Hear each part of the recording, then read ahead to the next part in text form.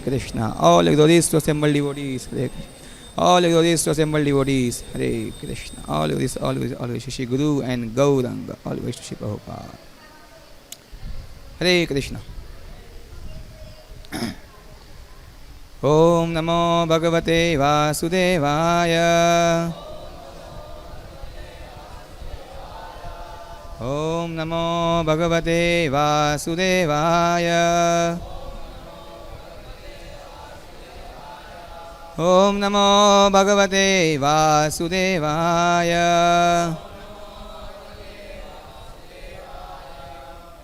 Hare Krishna. So, अंतर्राष्ट्रीय कृष्ण भावना मत संघ की तरफ से इस मंदिर में पधारे सभी श्रद्धालु वैष्णव भक्तगणों का हार्दिक अभिनंदन है। सो प्रतिदिन की भांति हम लोग भगवत गीता पर चर्चा करेंगे। सो आप लोग प्रतिदिन कहीं मंदिरों में जाते हैं दर्शन के लिए, कुछ भेंट चढ़ाने, लेकिन इस्कॉन मंदिरों में आप पाएंगे कि यहाँ पे सुबह और शाम प्रतिदिन भगवत गीता और भागवतम पर चर्चा होती है। सो मंदिर शब्द का अर्थ ही यही है कि जहाँ पर इन शास्त्रों के द्वारा हम मनुष्य जीवन के मूल्य को समझें।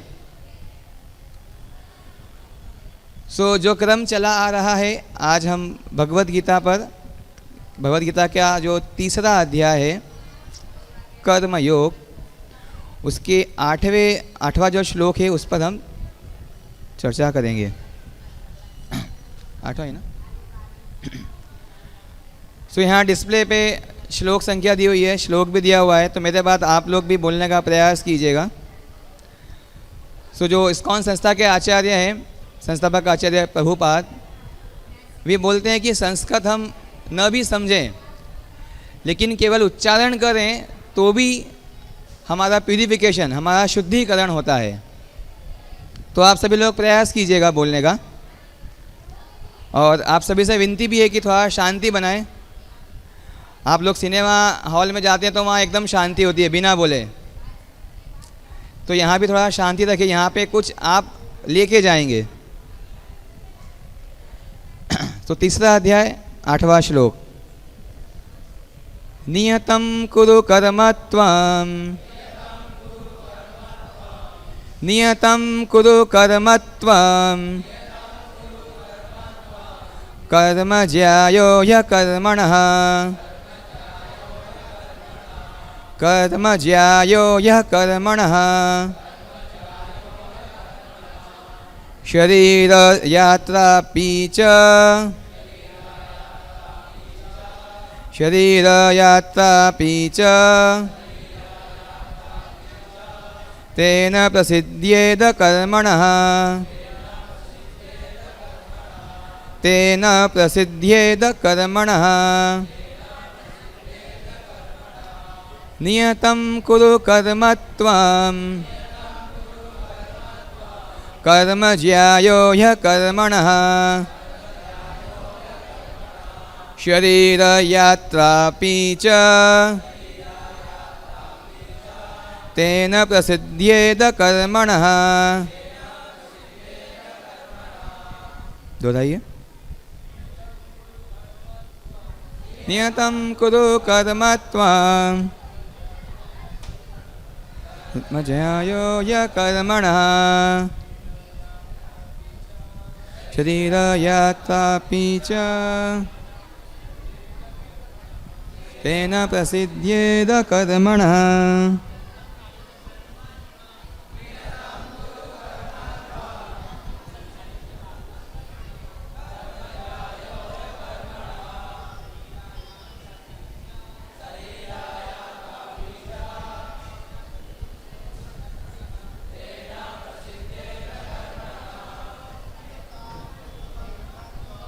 नियतं कुरु कर्मत्वं, कर्म ज्यायो ह्यकर्मणः, शरीर यात्रापि च, तेन प्रसिद्ध्येद कर्मणः। शब्दार्थ तात्पर्य, अनुवाद तथा तात्पर्य। कृष्ण कृपा मूर्ति अभय चरणारविंद भक्ति वेदांत स्वामी श्री प्रभुपाद के द्वारा श्री प्रभुपाद की जय। शब्दार्थ नियतम नियत कुरु करो कर्म कर्तव्य त्वं तुम कर्म कर्म करना ज्यायः श्रेष्ठ ही निश्चय ही अकर्मणः काम न करने की अपेक्षा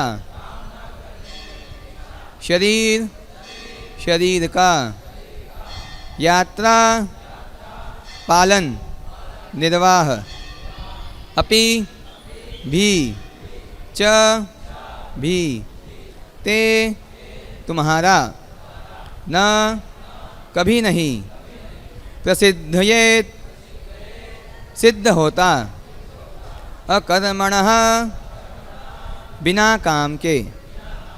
अनुवाद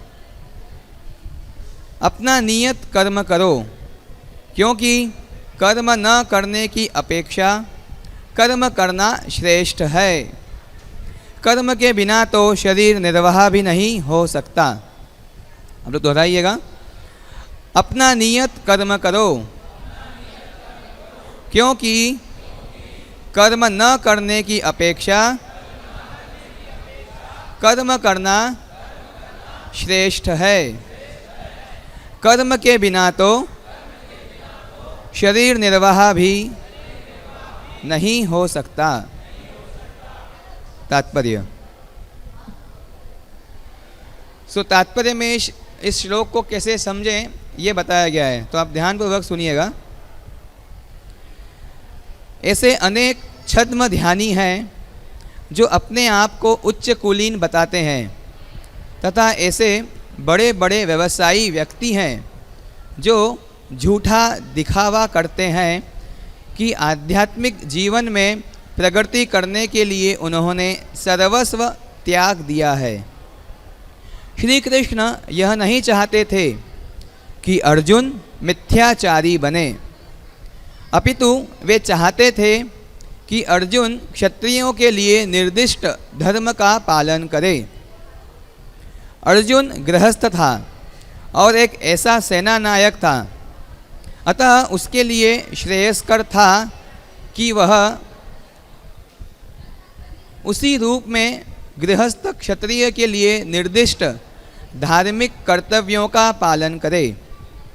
ऐसे कार्यों से संसारी मनुष्य का हृदय क्रमशः विमल हो जाता है और वह भौतिक कल्मश से मुक्त हो जाता है। देह निर्वाह के लिए किए गए तथा कथित त्याग संन्यास का अनुमोदन न तो भगवान करते हैं और न कोई धर्मशास्त्र ही। आखिर देह निर्वाह के लिए कुछ ना कुछ करना होता है। भौतिकतावादी वासनाओं की शुद्धि के बिना कर्म का मन माने ढंग से त्याग करना ठीक नहीं। इस जगत का प्रत्येक व्यक्ति निश्चय ही प्रकृति पर प्रभुत्व जताने के लिए अर्थात इंद्रिय तृप्ति के लिए मलिन प्रवृत्ति से ग्रस्त रहता है। ऐसी दूषित प्रवृत्तियों को शुद्ध करने की आवश्यकता है। नियत कर्मों द्वारा ऐसा किए बिना मनुष्य को चाहिए कि तथाकथित आध्यात्मवादी योगी बनने तथा सारा काम छोड़कर अन्यों पर जीवित रहने का प्रयास न करे। ओम अज्ञानतिमिरान्धस्य ज्ञानाञ्जनशलाकया चक्षुरुन्मीलितं येन तस्मै श्रीगुरवे नमः। श्रीचैतन्यमनोभीष्टं स्थापितं येन भूतले स्वयं रूपः कदा मह्यं ददाति स्वपदान्तिकं। वन्देऽहं श्रीगुरोः श्रीयुतपदकमलं श्रीगुरून् वैष्णवांश्च। श्रीरूपं साग्रजातं सहगणा रघुनाथान्वितं तं सजीवं साद्वैतं सावधूतं परिजनसहितं कृष्णचैतन्यदेवं श्रीराधा कृष्णपादान् सहगण ललिता श्रीविशाखान्वितांश्च नमो विष्णुपादाय कृष्णप्रेष्ठाय भूतले श्रीमते भक्तिवेदांत स्वामिन् इति नामिने। नमस्ते सारस्वते देवे गौरवाणी प्रचारिणे निर्विशेष शून्यवादी पाश्चात्यदेशतारिणे। नमो महावदान्याय कृष्णप्रेमप्रदायते कृष्णाय कृष्णचैतन्य नाम्ने गौरतुषे नमः। हे कृष्ण करुणा सिंधो दीनबंधो जगत्पते गोपेश गोपिका कांत राधाकांत नमोस्तुते। तप्तकांचन गौरांगी राधे वृंदावनेश्वरी विश्वभानुसुते देवी प्रणमामि हरिप्रिये। वाञ्छाकल्पतरुभ्यश्च कृपा सिन्धुभ्यैव च पतितानां पावनेभ्यो वैष्णवेभ्यो नमो नमः। जय श्री कृष्ण चैतन्य प्रभु नित्यानंद श्री अद्वैत गदाधर श्रीवासादि गौरभक्तवृंद। हरे कृष्ण कृष्ण कृष्ण हरे हरे हरे राम राम राम हरे हरे। हरे कृष्ण।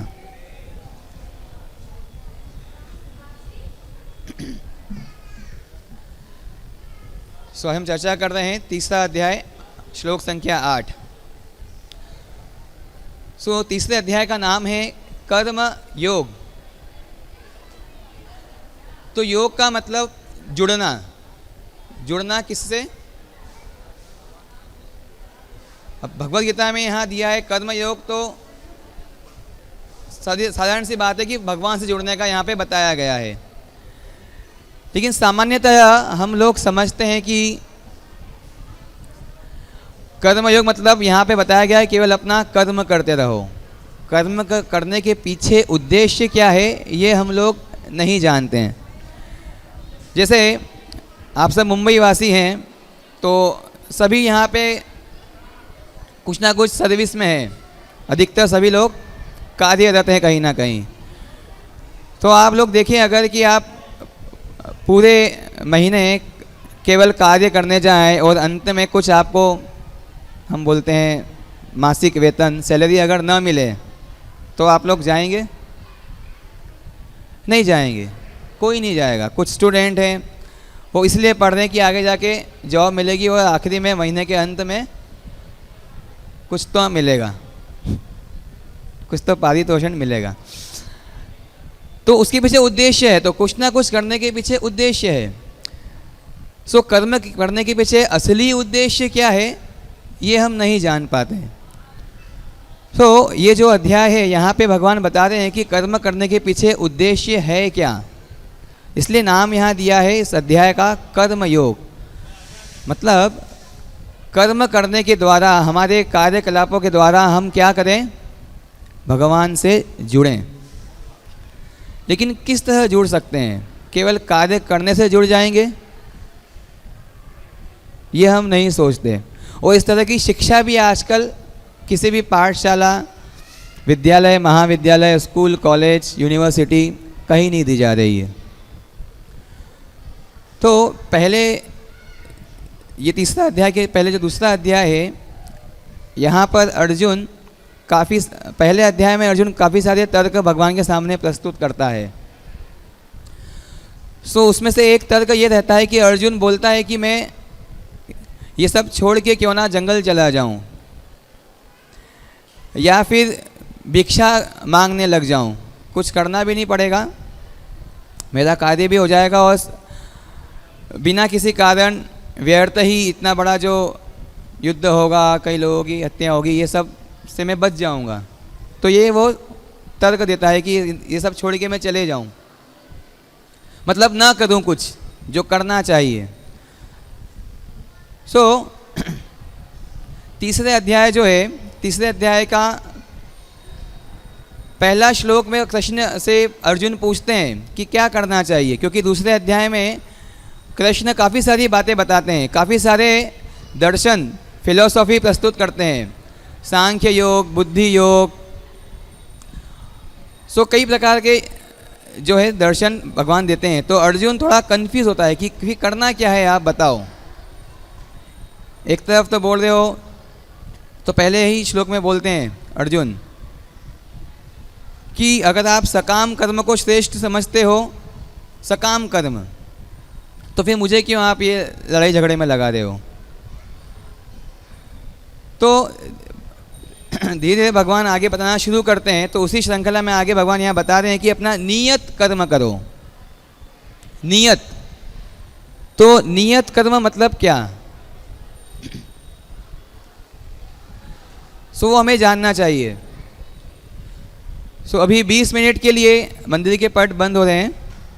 अभी भगवान को भोग लगेगा, तो 8:30 पर वापस से पट खुलेंगे और शयन आरती होगी। तो तब तक आप सभी से निवेदन है कि शांतिपूर्वक बैठें। तो यहाँ भगवान बता रहे हैं कि अपना नियत कर्म करो। सो कर्म का मतलब क्या होता है, ये जानकारी हमें कहीं नहीं मिलती। हमें समझते हैं जो करते आ रहे हैं बस वही करते जाना है, यही कर्म है। लेकिन जब हम थोड़ा सा भक्तों के एसोसिएशन में आए, भक्तों के संग में आए, तो हमें मालूम पड़ता है जो इस मार्ग पर चल रहे हैं वो बताते हैं कि नियत कर्म मतलब जो शास्त्रों में दिए गए हैं। सो भगवद गीता में ही भगवान बताते हैं चातुर्वर्ण्यम मया सृष्टम गुण कर्म विभागश। चातुर्वर्णम मया सृष्टम, जो समाज के 4 विभाग हैं, ब्राह्मण, क्षत्रिय, वैश्य और शूद्र। ये 4 विभाग समाज के हैं। सो कुछ लोग सोचेंगे कि ये जातिवाद की बात कर रहे हैं, है ना।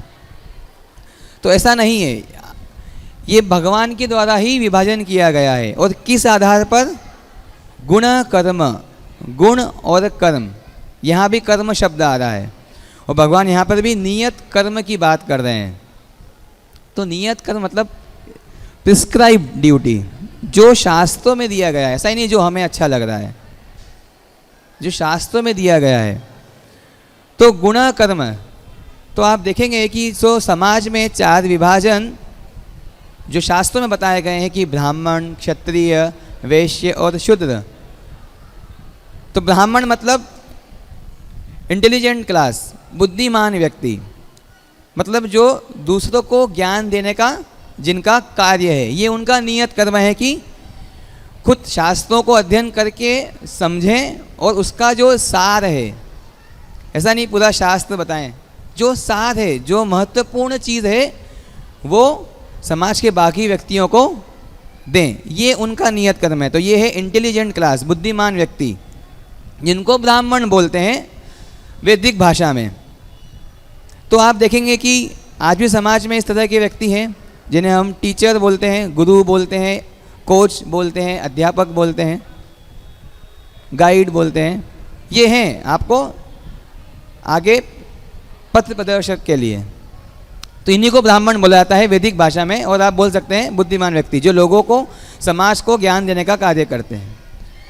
तो उनका नियत कर्म है शास्त्र अध्ययन करके बाकी को बताना।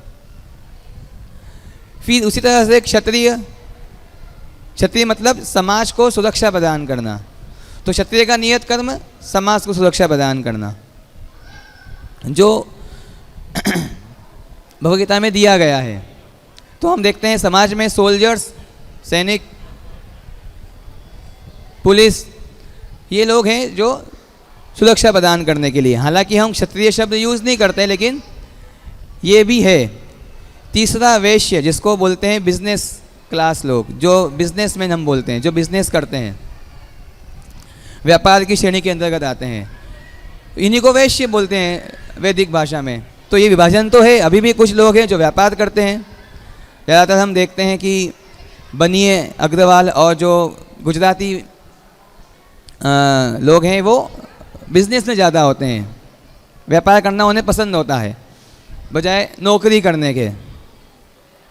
और चौथे हैं लेबर क्लास, जिसको बोलते हैं शूद्र। लेबर क्लास मतलब उनका नियत कर्म है, उनमें इतनी योग्यता नहीं होती है तो वो असिस्ट करते हैं, लोगों की मदद करना। बाकी जो ऊपर 3 और 2 जो वर्ण है, ब्राह्मण और क्षत्रिय, उनका सहयोग करना। तो ये विभाजन तो अभी भी हम समाज में देखते हैं। कोई बोल सकता है कि ये तो शास्त्र क्या है, लोगों को बांट रहे हैं, बांटने नहीं, ये तो अभी भी हैं। आप वैदिक भाषा यूज़ करो, उपयोग करो कि ब्राह्मण, क्षत्रिय, या फिर उनको बोलो इंटेलिजेंट क्लास या लेबर क्लास या सोल्जर्स, सिपाही, मिलिट्री, तो ये तो है ही। तो नियत कर्म इस प्रकार दिया गया कि नियत कर्म है क्या, तो इस प्रकार का कर्म जो हमें जन्म के बंधन से मुक्त करे, ये होता है नियत कर्म। इसलिए भगवान ये बता रहे हैं कि कर्म न करने की अपेक्षा कर्म करना श्रेष्ठ है। क्यों? क्योंकि कर्म करेंगे तो हमारा क्या होगा, शुद्धिकरण होगा, हमारा जो अस्तित्व है उसका शुद्धिकरण होगा। और ये अस्तित्व मिला ही इसीलिए है कि हम अपना शुद्धिकरण करें। अब तो कोई पूछेगा शुद्धिकरण करने की क्या आवश्यकता है, मैं तो शुद्ध हूँ, मैं कोई गलत काम नहीं करता हूँ, प्रतिदिन नहा रहा हूँ। अलग अलग अपना, सबका अपना अपना सोच है, तो क्या आवश्यकता है, किस तरह का शुद्धिकरण की आप बात कर रहे हो। तो शुद्धिकरण इस प्रकार से कि आगे तात्पर्य में प्रभुपाद जी लिखते हैं कि सभी लोग इंद्रिय तृप्ति में लगे हुए हैं। क्या प्रवृत्ति है कि अपना सेंस ग्रेटिफिकेशन, और कई जन्मों से ये करते आ रहे हैं, इसलिए आगे भी कई जन्म हमारे कर्मों पर आधारित हैं।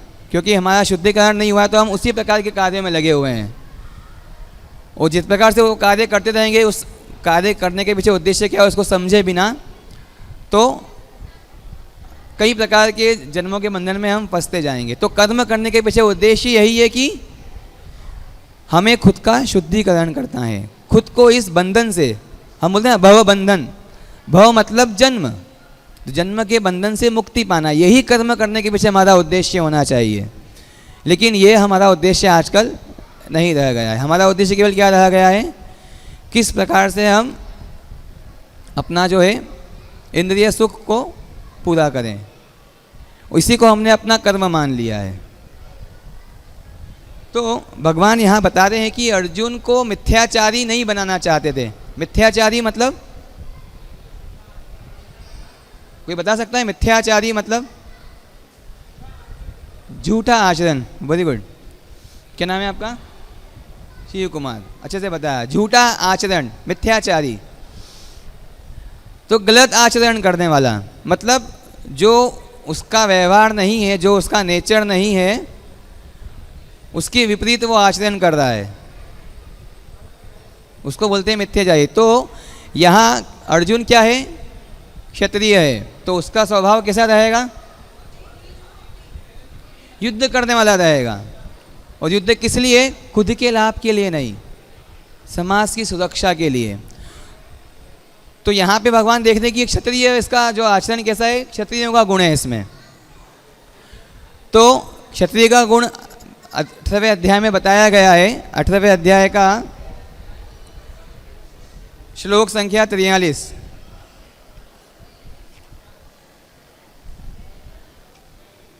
उसमें भगवान कृष्ण बताते हैं कि क्षौर्यम तेजो धतिर्दाक्ष्यम युद्धे चाप्य पलायनम दानमीश्वर भावस्य क्षात्रम कर्म स्वभावजम। क्षत्रिय कर्म क्या है? वीरता, शक्ति, संकल्प, दक्षता, युद्ध में धैर्य, उदारता तथा नेतृत्व, ये क्षत्रियों के स्वाभाविक गुण हैं। तो यहाँ पे अर्जुन क्षत्रिय है, वो क्या बात कर रहा है वो, कि मैं जंगल में जाके कुछ तो भिक्षा विक्षा मांग के काम चला लूँगा, तो ये उसका स्वभाव है ही नहीं। तो इसलिए कि वो मिथ्याचारी न बने, यहाँ भगवान हमें वही सिखा रहे कि हमारा नियत कर्म क्या है, हमें जानना चाहिए। हम वो किस प्रकार जान सकते हैं ताकि उसका पालन कर सकें। तो प्रामाणिक गुरु, प्रामाणिक संप्रदाय में आकर ही हम उसको समझ पाएंगे, क्योंकि बाहर कई प्रकार के आध्यात्मिक व्यक्ति जो घूम रहे हैं, जो अपने आप को आध्यात्मिक बोलते हैं कि हम आध्यात्मिक ज्ञान दे रहे हैं, आपके जीवन का उद्देश्य हम आपको बता रहे हैं, लेकिन वो बोलते हैं आप जो लोग कार्य कर रहे हो करते रहो, थोड़ा दान दक्षिणा देते रहो और कभी कभी आते रहो हमारी संस्था में। तो वो क्या है, मिथ्याचारी है, उनका आचरण वो है ही नहीं, बस वो लोगों को ठगने का काम कर रहे हैं। उस प्रकार के कार्य से उनका शुद्धिकरण नहीं होगा। तो हम तभी समझ पाएंगे कि हम अपना शुद्धिकरण कैसे करें, किस प्रकार का कार्य करें कि हमारा शुद्धिकरण हो, हम अपने अस्तित्व को शुद्ध कर पाएँ। वो प्रामाणिक संस्था, प्रामाणिक गुरु के पास जाकर ही हम जान पाएंगे, वही हमें निस्वार्थ भावना से बता पाएगा। प्रभुपाद यही बता रहे हैं कि हम जिस प्रकार के कार्यों में लगे हुए हैं, उस प्रकार के कार्य से संसारी मनुष्य का हृदय क्रमशः विमल, विमल मतलब दूषित हो जाता है और वह भौतिक कल्मश से मुक्त हो जाता है। तो किस प्रकार के कार्य से मुक्त होता है? भक्तिमय कार्य जो हैं। शास्त्रों में कर्म को 3 विभागों में बांटा गया है। सकाम कर्म मतलब कुछ अच्छे फल जिससे हमें प्राप्त हो, सकाम कर्म। एक होता है विकर्म, विकर्म के द्वारा हमें जो कार्य करने से हमें दुख प्राप्त होंगे उसको विकर्म बोलते हैं। और एक तीसरा बताया गया है अकर्म, मतलब अच्छा काम करने से अच्छा फल मिल रहा है, विकर्म करने से हमें दुख भोगना पड़ रहे हैं। और एक हुआ है अकर्म। अकर्म मतलब क्या? अकर्म मतलब भक्ति। तो जैसे इन्होंने बताया भक्ति, लेकिन सामान्यतः लोग नहीं समझते हैं। उनको अगर परिभाषा बताओ, सुकर्म मतलब अच्छा काम कर रहा है, कुछ फल मिल रहा है। विकर्म मतलब बुरा काम। तो अकर्म मतलब करना ही नहीं है कुछ। अकर्म मतलब अ लग गया, मतलब करना ही नहीं है। तो यहाँ पे इसलिए भगवान बता रहे हैं कि अकर्म मतलब यहाँ पे कुछ किए बिना आप रह ही नहीं सकते, कुछ ना कुछ तो हमें करना ही पड़ेगा। अगर आप कुछ भी ना करो तो ठीक है, कुछ मत करो, बैठे बैठे खाना को मिल गया, लेकिन फिर भी कुछ ना कुछ क्रिया तो आपको करनी ही पड़ेगी। तो यहाँ भगवान बताते हैं कि देह शरीर निर्वाह भी नहीं हो सकता, कुछ ना कुछ तो कार्य चलेगा ही।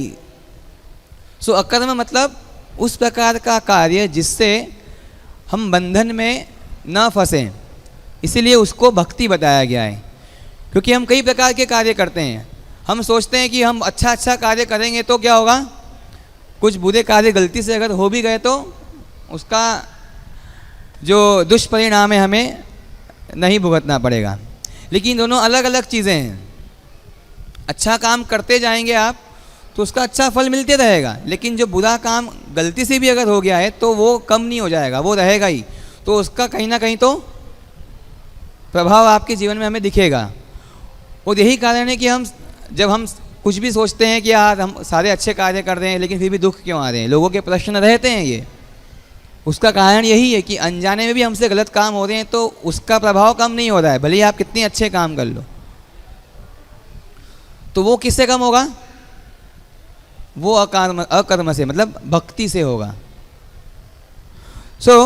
तो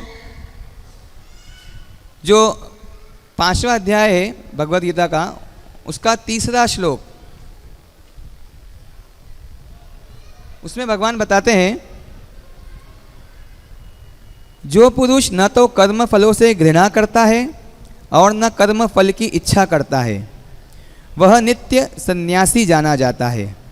हे महाबाहु अर्जुन, ऐसा मनुष्य समस्त द्वंद्वों से रहित होकर भवबंधन को पार कर पूर्णतया मुक्त हो जाता है। द्वंद्व मतलब ड्युअलिटी, अच्छा बुरा, सुख दुख, मित्र दुश्मन, इससे हम मुक्त कैसे हो सकते हैं? कि जब हम कर्म फल की इच्छा ना करें। तो यहाँ पे भगवान बता रहे हैं कि अगर हम कर्म फल की इच्छा ना करते हुए कर्म करें तो ही हम भव बंधन से मुक्त हो सकते हैं, नहीं तो हम इन चीज़ों में लगे रहेंगे। अच्छा मिल रहा है तो खूब खुश होते जाएंगे, और बुरा है तो खूब दुखी होते जाएंगे, तो उसी में हम फंसे रह जाएंगे और सही अर्थ क्या है कर्म का वो नहीं जान पाएंगे, उसी में लगे रह जाएंगे।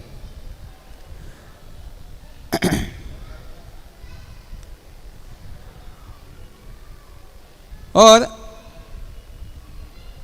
शास्त्रों को अगर हम देखें तो श्रीमद् भागवतम में बताया गया है, 3रे स्कंद में एक श्लोक आता है,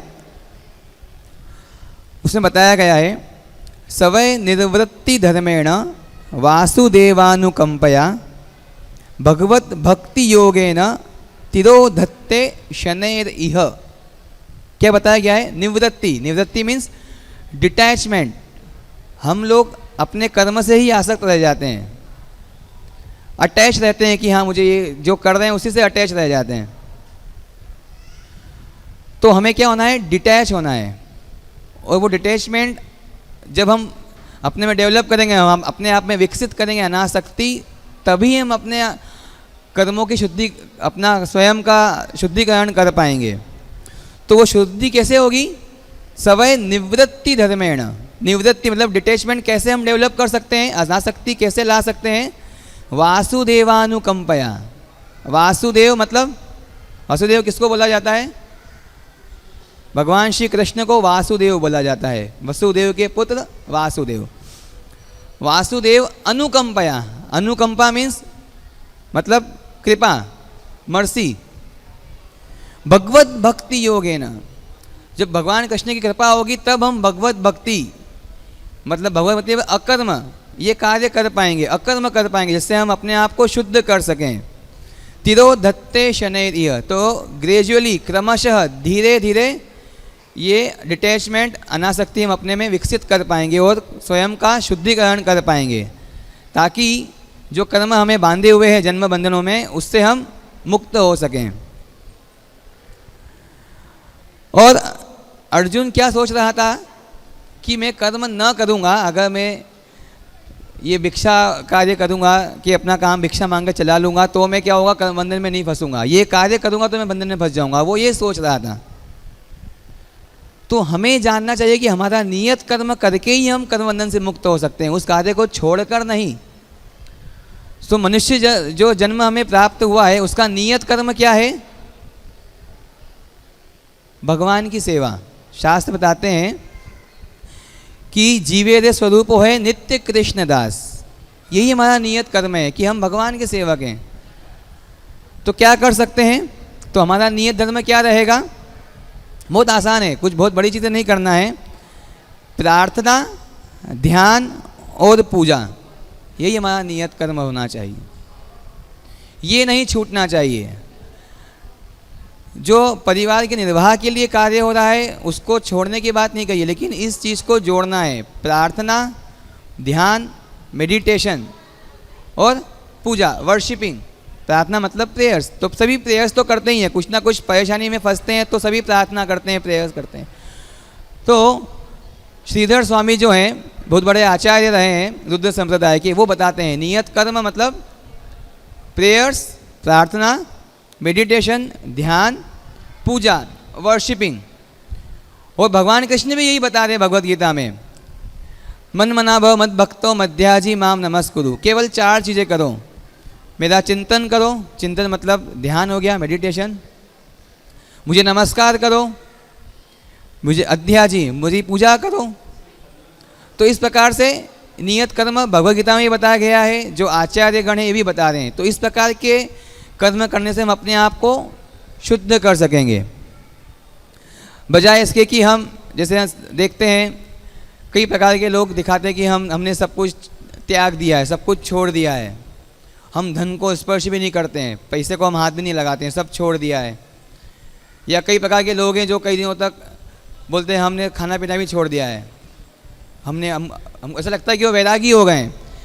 लेकिन हमारी जो इंद्रियां हैं, आप कितने वैरागी हो जाओ, अगर आप बीमार भी हैं, सपोज डिसेंट्री हुआ है, लूज मोशन है, लेकिन फिर भी अगर आपके सामने रबड़ी रखी जाए तो मन क्या बोलेगा, मन खाने का ही बोलेगा। तो आप बीमार है इसलिए वैराग आ गया, लेकिन इंद्रियां तो क्या है, प्रवृत्त है, उसमें लगी हुई हैं, तो ऐसे नहीं आएगा। तो कई प्रकार के लोग इस प्रकार का दिखावा करते हैं, तो उस प्रकार के दिखावे को शास्त्र बोलते हैं फल्गु वैराग्य। मतलब वो वैराग अंदर से नहीं आया है, वो ऊपर आया है, लेकिन कुछ समय बाद क्या होगा, जो इंद्रियों को रोक रखा है वो क्या होगा, अपने आप कुछ समय बाद सामने आएगा। तो शुद्धिकरण नहीं होगा उस प्रकार के कार्य से, उस प्रकार के वैराग से शुद्धिकरण नहीं होगा। और मनुष्य जन्म का उद्देश्य क्या है, शुद्ध करना स्वयं को। शुद्धिकरण मतलब कि किस प्रकार से हम स्वयं को भगवान की सेवा में लगा सकें। तो जैसे यहाँ बताया गया, मैंने बात की ध्यान, ये भी एक नित्य कर्म है। तो कई प्रकार का आजकल ध्यान बताया जाता है, किसी एक लाइट पे देखो, या आंख बंद करके मतलब अपने मन को विचारों से मुक्त कर लो, तो ये संभव ही नहीं है। कई प्रकार की चिंताएं हैं। विद्यार्थियों को पढ़ने का टेंशन है, माता पिता को बच्चों का टेंशन, जो घर का पुरुष है उसको घर की बाकी जिम्मेदारियों का टेंशन है, जो वृद्ध हैं उनको अपने पुत्रों पुत्रियों की का टेंशन। तो हम मन को बिना विचार के रख ही नहीं सकते हैं। तो ये कई प्रकार के ध्यान बताए गए हैं जो स्वाभाविक मतलब क्या बोलते हैं, प्रैक्टिकल नहीं है, व्यवहारिक नहीं है। लगता है हाँ कुछ तो है, लेकिन वो लाभदायक नहीं है आज की स्थिति में, जो कलयुग जिसको बताया गया है। इसलिए कलयुग में बताया गया है कि हरेर नाम एव केवलम कलौ नास्तेव नास्तेव नास्तेव गति अन्यथा। तो जो ध्यान है वो किस पे होना चाहिए, भगवान के नाम का ध्यान होना चाहिए। इससे हम स्वयं को शुद्ध कर सकते हैं। और ये जो मैंने अभी श्लोक बताया, भागवतम बताता है कि वासुदेव अनुकंपा, तो हरि और वासुदेव दोनों में कोई अंतर नहीं है। जो भगवान का नाम हम लेंगे तो हमें ये जो अनासक्ति डिटैचमेंट है ये आएगा, और हम क्या कर पाएंगे, खुद को और ज़्यादा भगवान की सेवा में लगा पाएंगे, और स्वयं का जो अस्तित्व है उसको शुद्ध कर पाएंगे। तो यहीं पे इसलिए भगवान कर्म करने की बात करें, लेकिन किस तरह का कर्म ये हम नहीं समझते हैं। बाहर लोग बोलते हैं हाँ हमें पता है भगवत गीता कर्मण्यवादी का रास्ते, यहाँ पे भगवत गीता शुरू होकर उनकी ख़त्म भी हो जाती है कि बस कर्म करने का अधिकार। लेकिन किस तरह का कर्म करना है, किस तरह के कर्म करने से शुद्धिकरण होगा, आप बंधन में नहीं फंसेंगे, ये जानकारी किसी को नहीं है, और वो अपने आप को बहुत बड़ा ज्ञानी मान लेते हैं। एक बार हम लोग जगन्नाथपुरी हम लोग जा रहे थे, तो एक स्टेशन पे हम लोग कुछ किताबें वितरण कर रहे थे। आप लोगों ने अक्सर देखा होगा, इस्कॉन के जो डिवोटी हैं किताबें बांटते रहते हैं, बहुत आवश्यक है। तो कुछ टीटी लोग खड़े थे, टिकट चेकर्स खड़े हुए थे 4-5। तो जब हम लेके गए उनके पास किताब, तो बोलते हैं नहीं हमें पता है भगवद गीता कर्मण्यवादी का रास्ते, हम अपना कर्म कर रहे हैं। ये 4-5 टीटी वहाँ खड़े थे, तो उनमें से एक ने ये कहा, अब सभी लोग जानते हैं कि टीटी किस प्रकार का कर्म कर रहे हैं, जो उनकी सेवा है वो भी है, और बाकी आप भी जानते हैं विदाउट टिकट क्या होता है। तो ये वो उसको कर्म मान रहे हैं, लेकिन क्या हो रहा है, उसका फल भी उनको ही भुगतना है। तो ये और बंधन में फंसते जा रहे हैं, अगला जन्म अपना निश्चित करते जा रहे हैं। लेकिन मनुष्य जीवन का उद्देश्य यह नहीं है, जीवन की श्रृंखला को रोकना मतलब जो भौतिक जन्म है उसको रोकना, जो हमारी जो वास्तविक स्थिति है आनंदमयोभ्यासात, उस स्थिति को प्राप्त करना, ये जीवन का उद्देश्य है। तो इस प्रकार का कर्म हमारा होना चाहिए। तो ये हम कब जान पाएंगे, जब हम भक्तों की संगत में आएंगे, प्रामाणिक संप्रदाय के संप्रदाय के में जो गुरु हैं, जब उनके सानिध्य में हम आएंगे तो हम इस चीज़ को जान पाएंगे। तो भगवान का दर्शन खुल रहा है अभी। हरे कृष्ण महामंत्र के द्वारा हम भगवान का स्वागत करेंगे। सभी लोग बोलिएगा हरे कृष्ण